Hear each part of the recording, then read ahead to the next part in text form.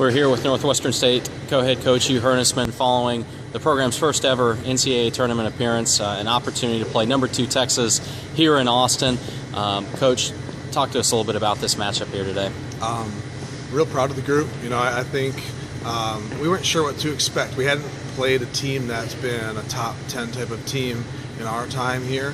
So I think that we were expecting them to be overly physical, and they weren't to probably the ridiculous degree that we expected them to be. But really proud, really proud that we were able to push them like we did. I thought we executed okay. I think there was still another level there.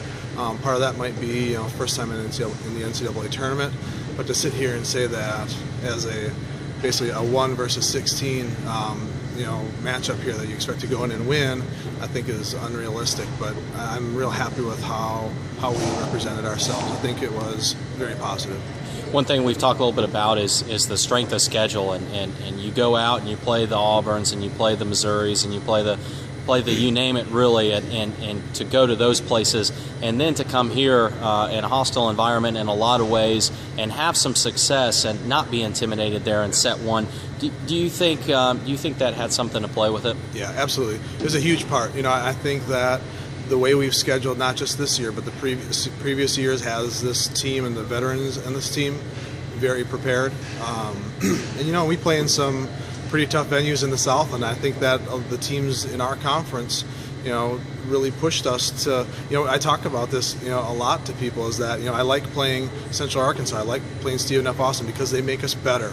So when they make us better, we can get into an environment like this and perform at a pretty good level. So, I think the preseason has a big part to do with how we perform today, but I think our conference pushes us to that level too. This senior class really has meant so much to this program.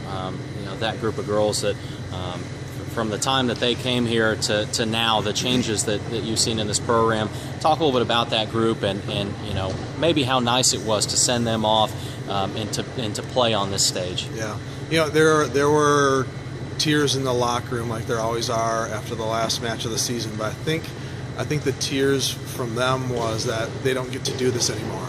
And that's where that's our biggest disappointment as coaches too, is that we just don't have to have a special group. Those 4 were special players for us, and I've said this before, they're like daughters to us. So that's where we get sad.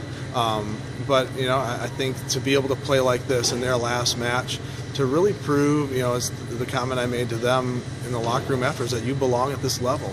And I truly believe that they can play at a very high level. They belong in the NCAA tournament. So for them to be able to go out like that and showing that we really do belong and how far they've brought this program to get to that level, I think they should be real proud of that. For so long, it's been about a vision now, and to win the Southland Conference tournament this season, and to have the success you had. How do you think that affects your younger players? Has a standard been set for an Aubrey Davis, or maybe this incoming recruiting class that you have, and some of those players who are going to be looking to continue on this legacy?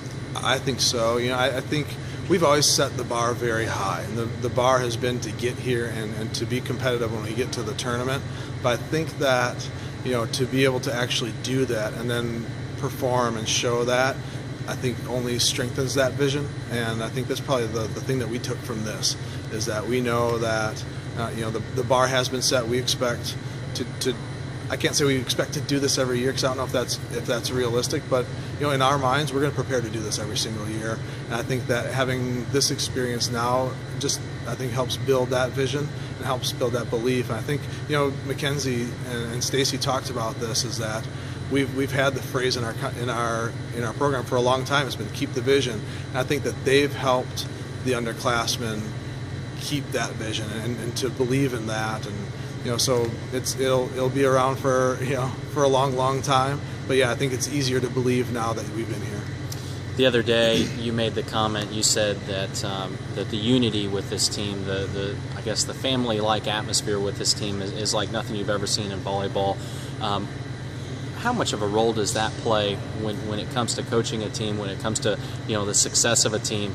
Talk a little bit about that. It's real important, and for us, it makes it really easy to come to practice every day.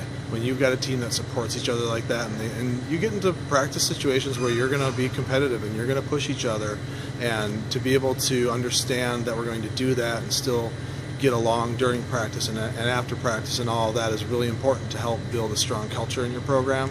But it is unlike something I've ever been a part of. This team is very close from top to bottom, all different backgrounds and all different personality styles.